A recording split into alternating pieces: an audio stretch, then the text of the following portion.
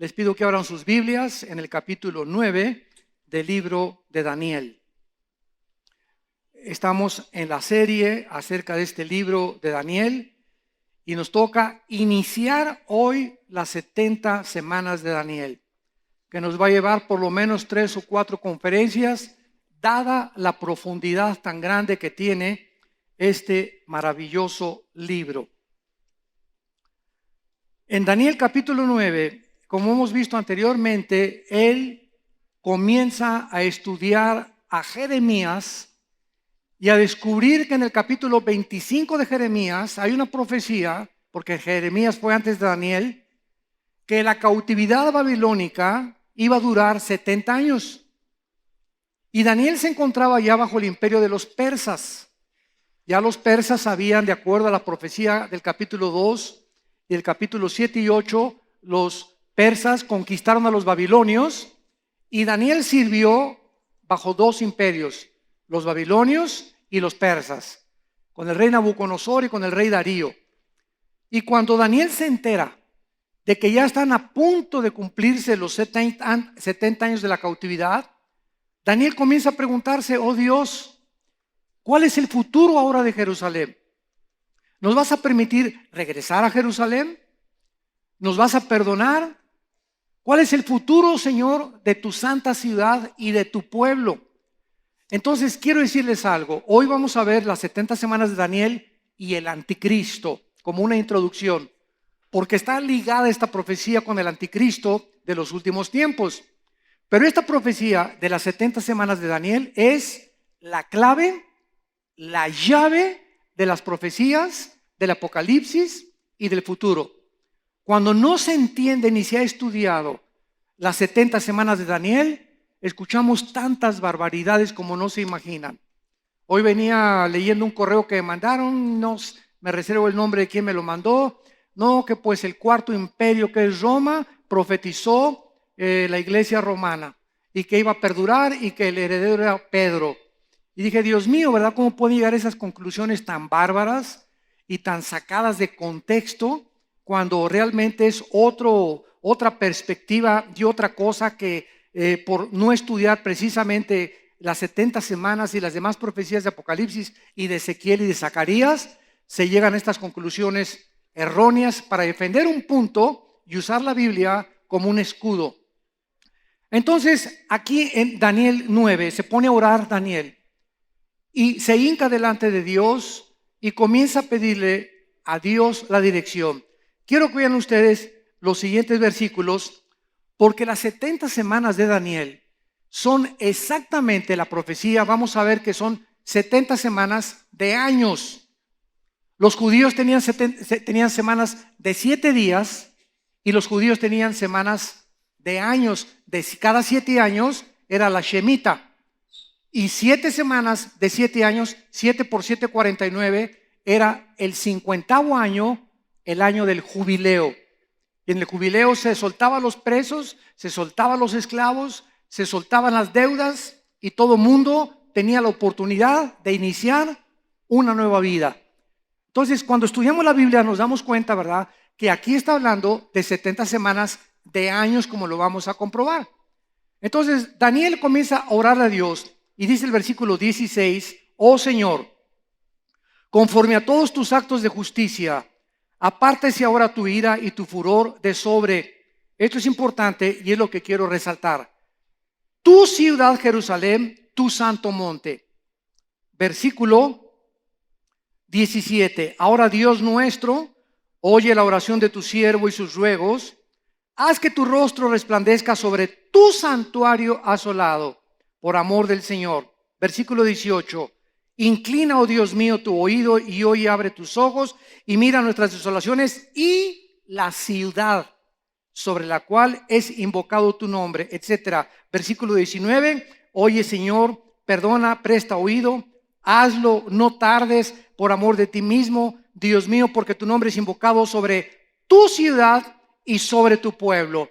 Vemos entonces que la profecía de las 70 semanas está relacionada única y exclusivamente con la ciudad de Jerusalén y con el pueblo de Israel.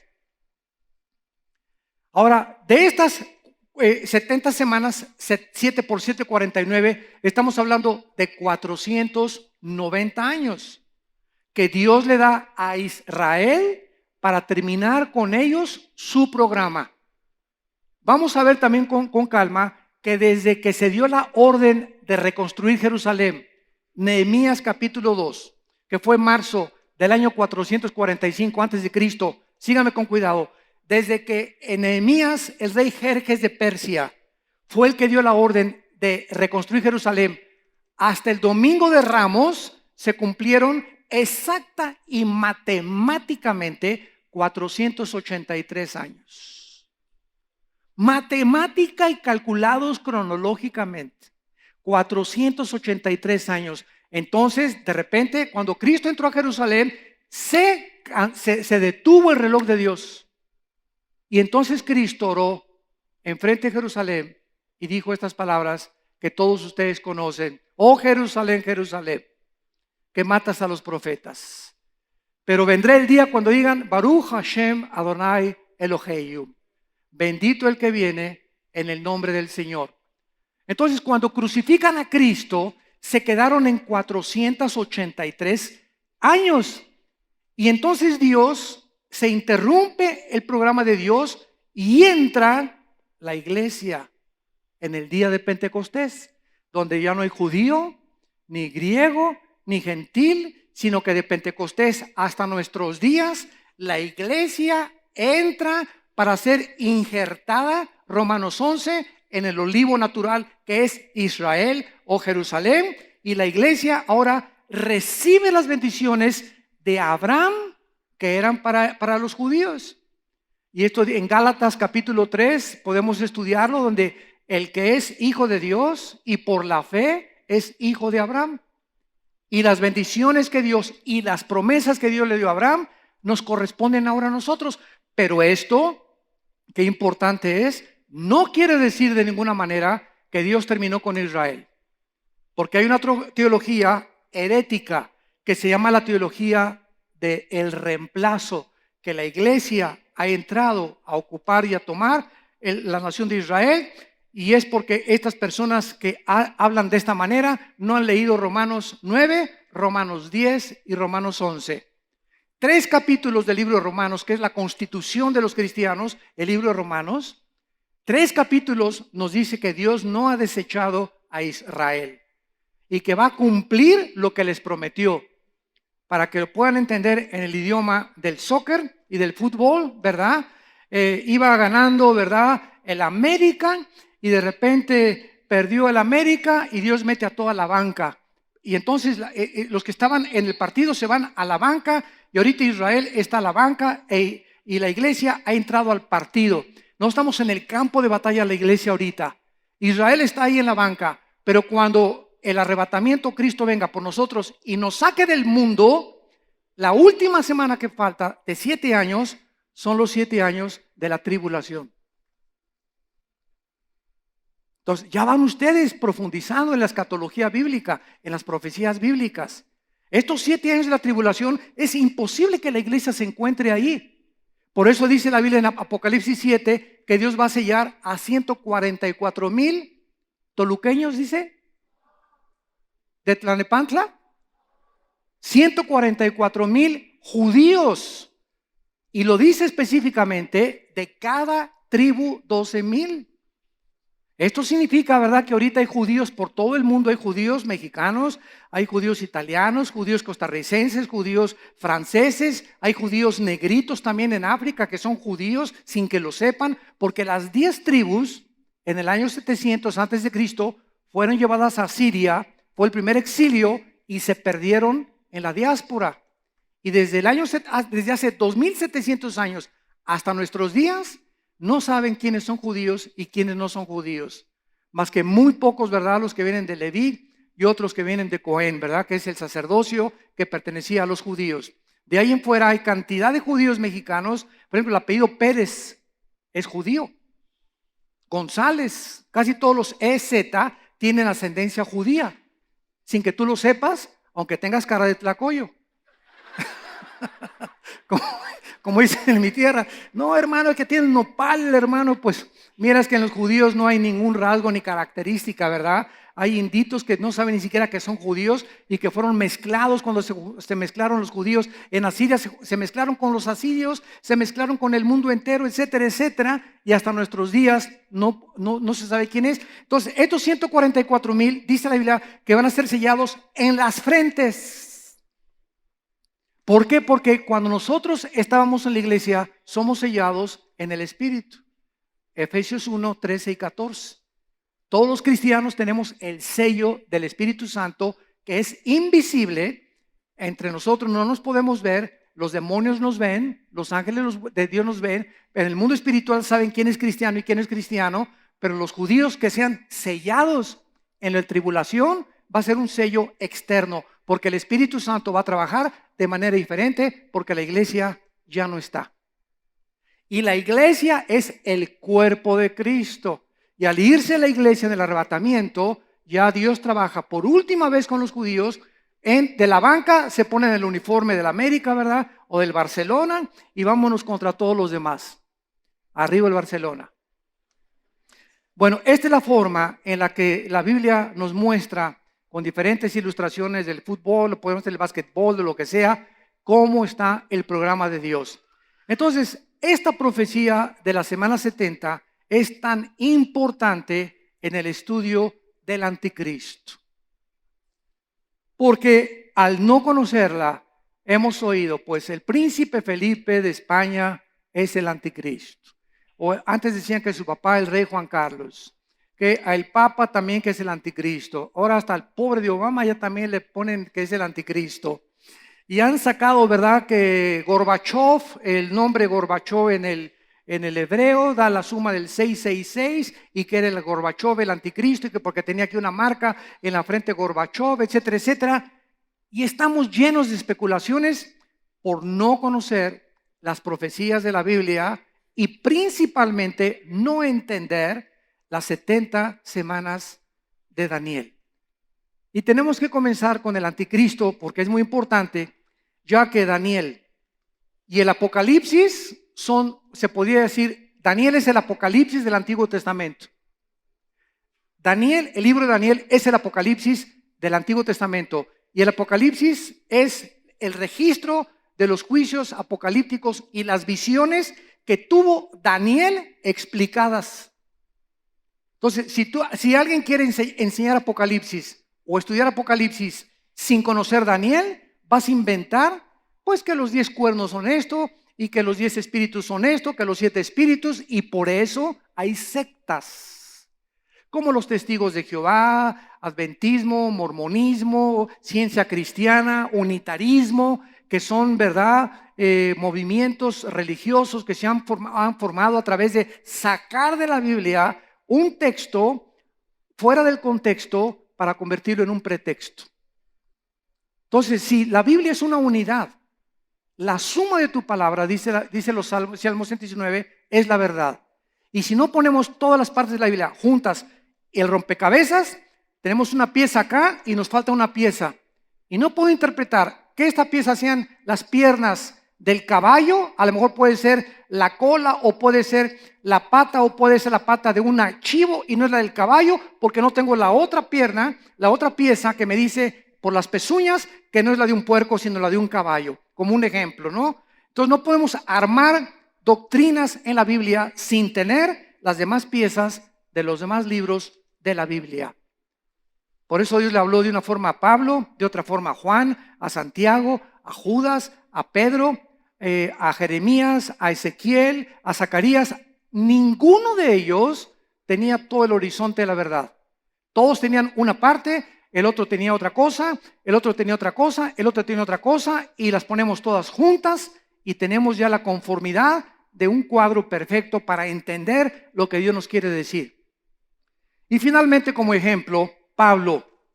Pablo fue el único hombre, el único apóstol de los 12 apóstoles a quien se le reveló el arrebatamiento de la iglesia. A ningún otro se le reveló que la iglesia iba a ser arrebatada, ni en el Antiguo Testamento estaba, ni en el Nuevo Testamento.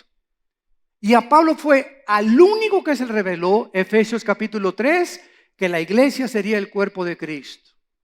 A Pedro se le revela otra cosa, a Juan se le revela lo que es el amor de Dios, a ningún otro se le reveló la profundidad de la definición del amor que Juan tiene en sus cartas, en sus 3 cartas, y en lo que él escribió. Entonces, así entendemos, ¿verdad?, que Dios a cada persona le da sus dones, le da sus talentos.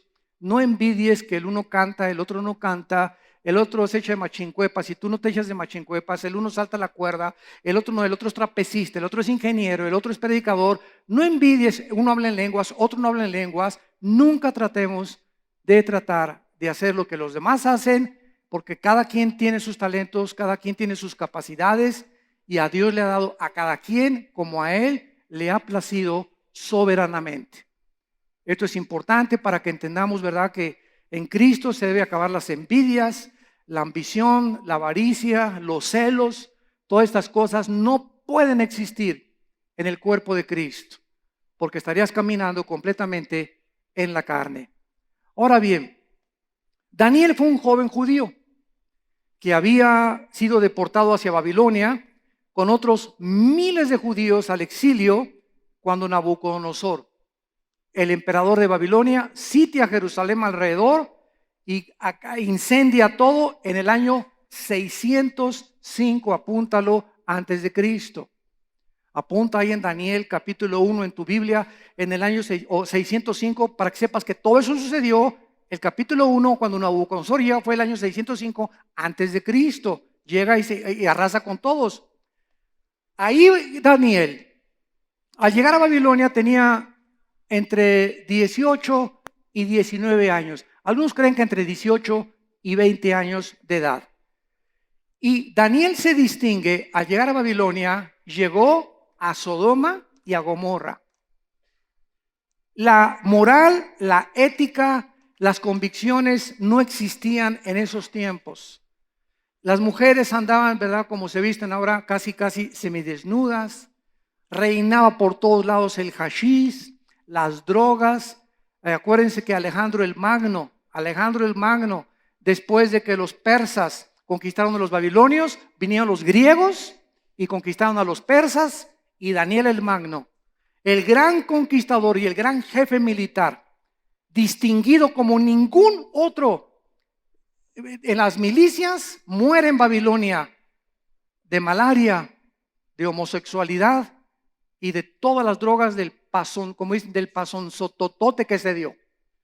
Le metió al hashish, le metió a la marihuana, le metió quién sabe qué tantas cosas, se volvió homosexual, con tanto degeneramiento que había en Babilonia, para que nos demos cuenta nada más que Daniel se enfrentó a ese mundo. Y muchos de ustedes jóvenes que nos escuchan ahorita se están enfrentando a un mundo que yo creo que le ha ganado al de Babilonia. Porque por lo menos, aunque siempre ha existido la homosexualidad, nunca se había institucionalizado. Nunca un gobierno había legalizado que fuera algo permitido y que fueran respaldados legislativamente por un gobierno para aprobarlos, como ahora se está determinando en Estados Unidos, que ya los jueces se les prohíbe en las actas de matrimonio decir esposo y esposa, señor y señora. Ya se quitó eso de las actas de matrimonio en los Estados Unidos y ahora simplemente, ¿verdad?, hombre, hombre o mujer, mujer. Ya el matrimonio no es entre un hombre y entre una mujer, para que no haya ningún problema con los que se casan hombres con hombres, mujeres con mujeres. Y esto nos muestra que el hombre sin Dios desciende al grado de las bestias. El hombre sin Dios es una bestia. Y lo vemos en la forma de su conducta, en la forma en la que aprueba, en la forma que razona, en la forma que ve el mundo, en la soberbia intelectual que existe por todas partes ahorita, donde ya, ¿verdad?, el cristianismo es burlado, la Biblia es burlada, las películas se burlan de todo, ¿verdad? Ahorita todo es completamente sin convicciones. Y Daniel, en el capítulo 1, versículo 8 de su libro, dice la Biblia, y Daniel determinó no contaminarse ni con las cosas que el rey le ofrecía, ni con las mujeres que tenía enfrente de él, ni con las tentaciones. Y cayó de rodillas, me imagino, a esa edad y dijo: Señor, estoy en medio de Sodoma y Gomorra, estoy en medio de un ambiente completamente lleno de tentaciones, pero tú eres más poderoso y más fuerte para sostenerme. Señor, creo que eres tú mi fortaleza, tú eres mi escudo, tú eres mi salvación, y solo tú me puedes ayudar a llegar al final de mi carrera sin haberme contaminado. Y Dios honra cuando alguien hace una decisión de este nivel, porque Dios siempre, cuando tú tomas una decisión, ya no quiero los cigarros. Y yo recuerdo cuando yo fumaba, ¿verdad? Antes de cristiano, me acuerdo que llegó el momento, tenía 3 días de haberme convertido. Agarré los cigarros, yo me fumaba 1 o 2 diarios o 3 diarios y los eché a la basura y dije: desde este momento, ahí se van. No le dije: Señor, quítame el cigarro, quítame la marihuana, quítame aquello. No, tú tienes que tomar la decisión, y cuando Dios ve que tú tomas el paso y la decisión la tienes tú, Dios te respalda con su poder. Pero nosotros tenemos que tomar la decisión. Entonces no le digas a Dios: quítame lo carnal, ay, quítame las tentaciones, quítame esa mujer que tengo de secretaria con las piernas que tiene, córrela y pon una gordita de secretaria. Si no, estás jugando con el pecado. Quítame las revistas pornográficas y no vas y las quemas, ¿verdad? Y quítame este canal pornográfico cuando lo tienes en tu casa. Entonces, si no entendemos cómo funciona esto, vamos a seguir viviendo engañados, creyendo que somos y no lo somos, por la forma de las convicciones que nosotros vivimos. Las profecías de Daniel, a pesar de todo lo que se profetiza, están llenas de esperanza, porque nos muestran que es un Dios el que está al control de los imperios, de las personas, de las ciudades y de la misma historia. Dios está al control de todo lo que está pasando en el mundo, por más negro que lo veamos. Dios tiene el control detrás de las cortinas, y por alguna razón que muchas veces no nos los revela, se encuentra la impresionante sabiduría de Dios, que después que confiamos en Él, nos dice por qué Él hizo lo que Él hizo. Porque eso es la fe. ¿Qué es la fe? Confiar y creer que lo que Dios dice es verdad, aunque no lo vea, aunque no lo entienda y aunque no lo pueda experimentar. La fe es la certeza de lo que se espera, la convicción de lo que no se ve. Dios pues provee un tiempo a Daniel al darle esta profecía específico para la nación de Israel. Y el reloj profético comienza su cuenta regresiva de Dios cuando fue dada la orden, como lo vamos a ver ahorita, para la reconstrucción de la ciudad de Jerusalén después de la destrucción de Babilonia. Veamos rápidamente entonces la introducción de este versículo, o versículos que nos hablan de esta profecía, comenzando en el versículo 24. Y dice así, Daniel 9, 24 en adelante. 70 semanas están determinadas sobre tu pueblo y sobre tu santa ciudad. ¿Cuánto es 7 por 7? Si son semanas de años, ¿cuántos son? 490 años. 7 por 7, 49. 490 años, Daniel. Faltan para que todo mi programa con Jerusalén y con el pueblo de Israel se cumpla. Ya vimos nosotros que los primeros 483 años se cumplieron en el Domingo de Ramos, cuando Cristo entró en un burrito. Y hay un periodo que falta, que es el de los 7 años, que se va a volver a iniciar la cuenta regresiva cuando el anticristo firme el tratado con Israel, y espero que en ese momento nosotros ya no estemos aquí. El momento que oigamos que un hombre hace un tratado de paz entre los árabes y entre los judíos por 7 años, es el anticristo. No es el que están haciendo ahorita con Irán, es entre los árabes y los judíos. 70 semanas están determinadas, decretadas. Escuchen esto: sobre tu pueblo, o sea, sobre Israel y sobre Jerusalén, que es la santa ciudad. Para terminar, 1, la prevaricación. 2, poner fin al pecado. 3, expiar la iniquidad. 4, traer la justicia perdurable. 5, sellar la visión y la profecía. 6, ungir al santo de los santos. 6 profecías no se han cumplido con la nación de Israel ni con los judíos. Y hasta que se cumplan estas 6 profecías, Jesucristo no va a regresar al mundo. Y se tienen que cumplir en Israel y con el pueblo judío y con la ciudad de Jerusalén. Versículo 25.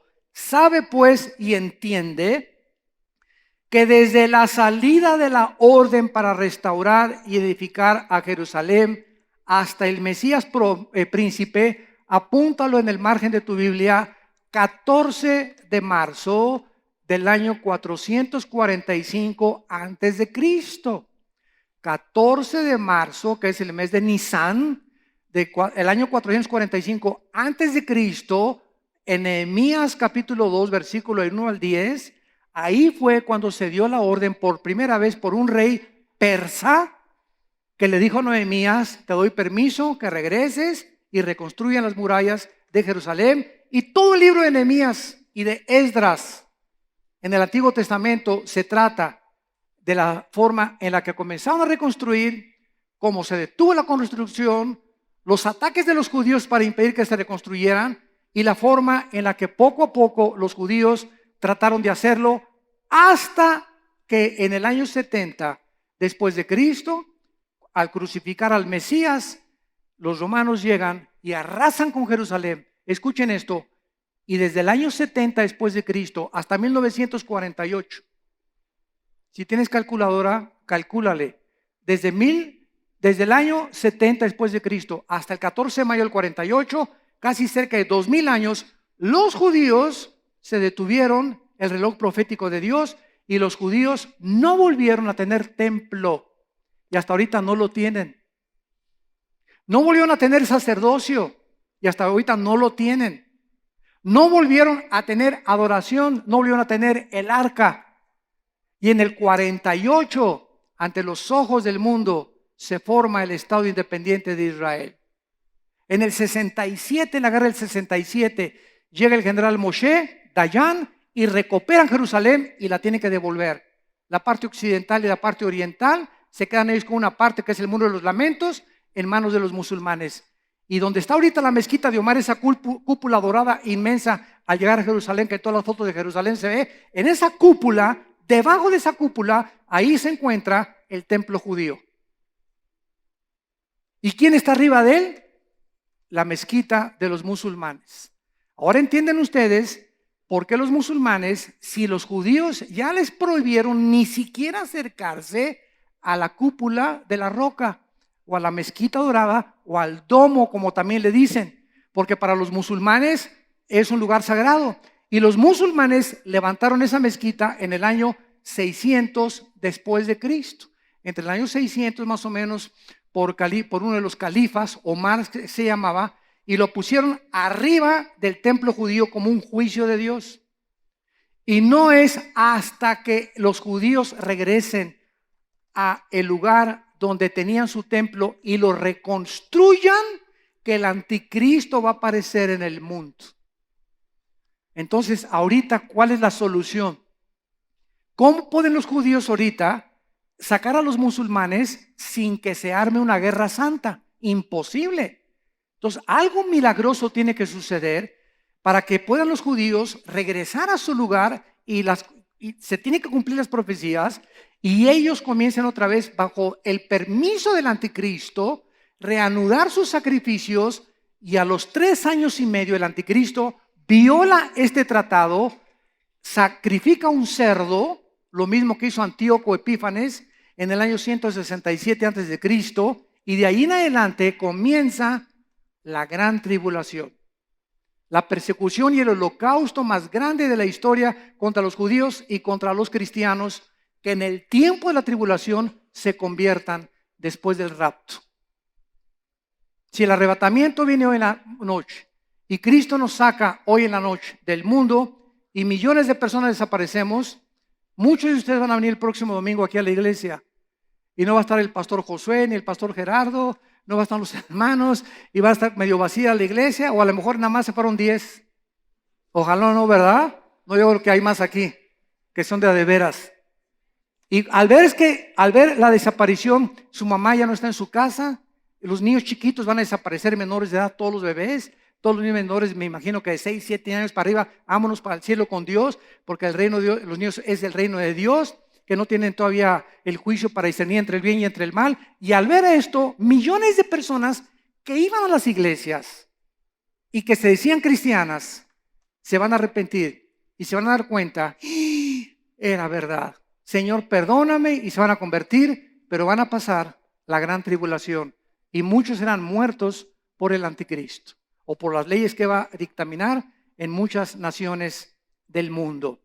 Muy bien, vemos nosotros entonces en el versículo 25 que desde que se diera la orden para restaurar y edificar Jerusalén hasta el Mesías príncipe, o sea, hasta la venida de Cristo, habría 7 semanas y 62 semanas, que son exactamente 67 semanas, que son 483 años. Y se volverá a edificar la plaza y el muro en tiempos angustiosos. Y después de las 62 semanas se quitará la vida al Mesías, mas no por sí, y el pueblo de un príncipe que ha de venir destruirá la ciudad y el santuario, y su fin será con inundación, y hasta el fin de la guerra durarán las devastaciones.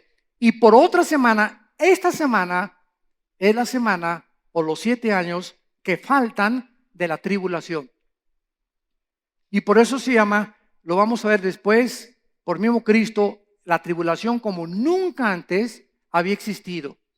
Por otra semana confirmará el pacto, está hablando del príncipe que ha de venir, que es el anticristo, confirmará el pacto con muchos, y a la mitad de la semana, o sea, a los 3 años y medio, ya que el anticristo tenga 3 años y medio de paz, y las naciones hayan, no hombre, este hombre que bárbaro los milagros que ha hecho, quitó la pobreza, unió a los judíos con los árabes, no hay guerras en el Medio Oriente, este es el Mesías, Heil Hitler.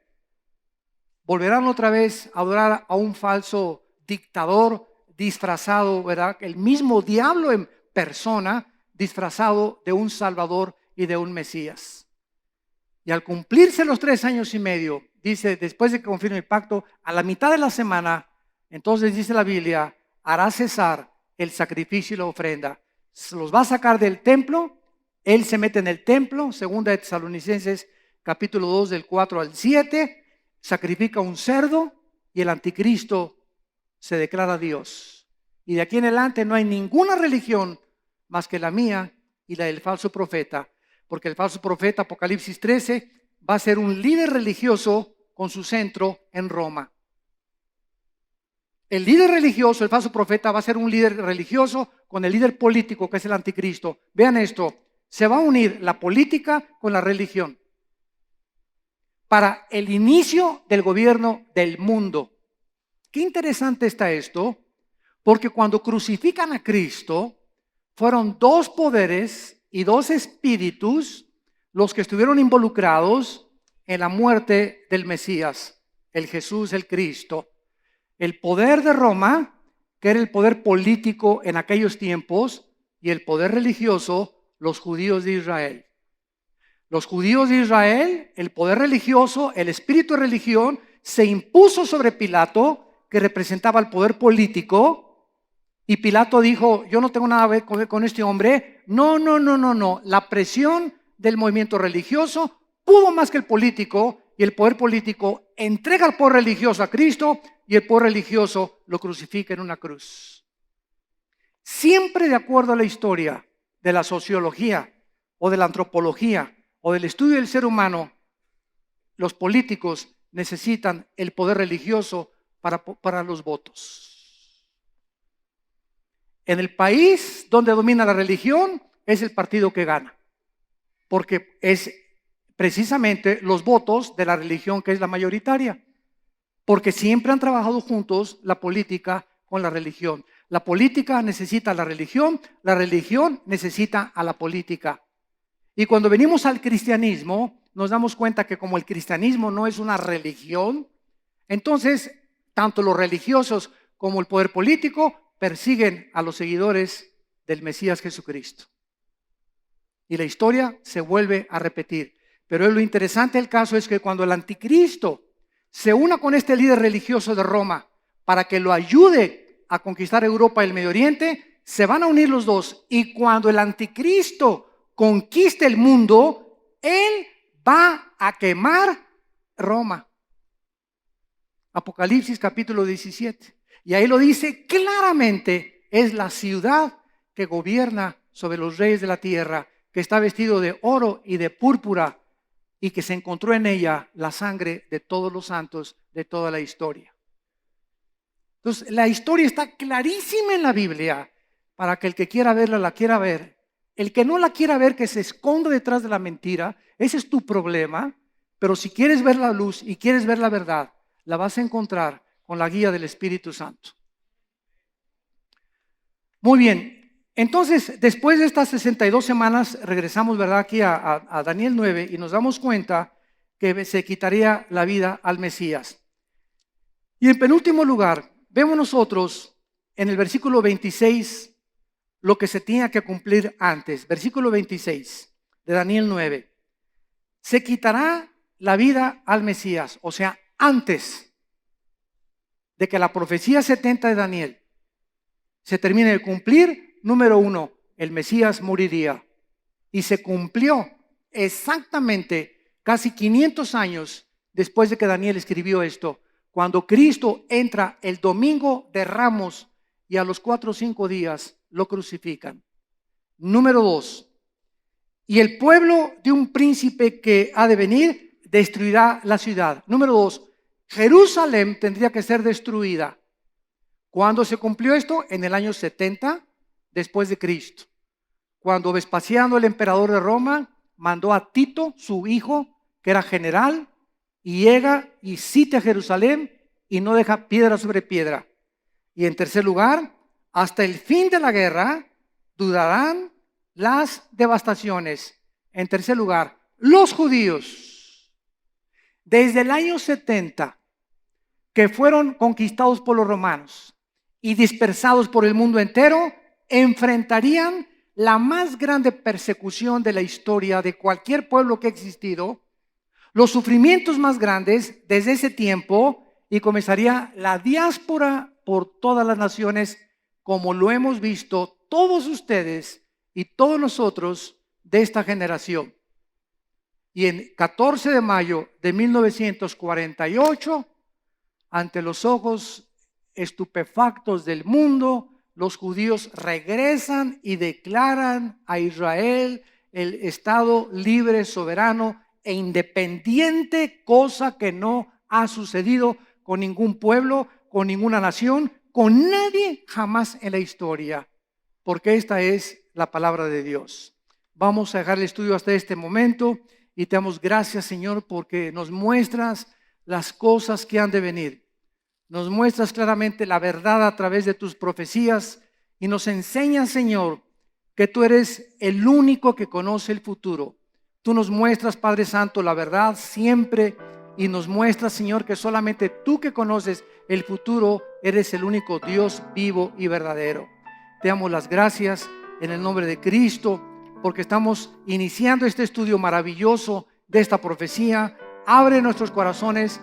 Abre también los ojos a través del Espíritu Santo para que veamos la luz y la verdad.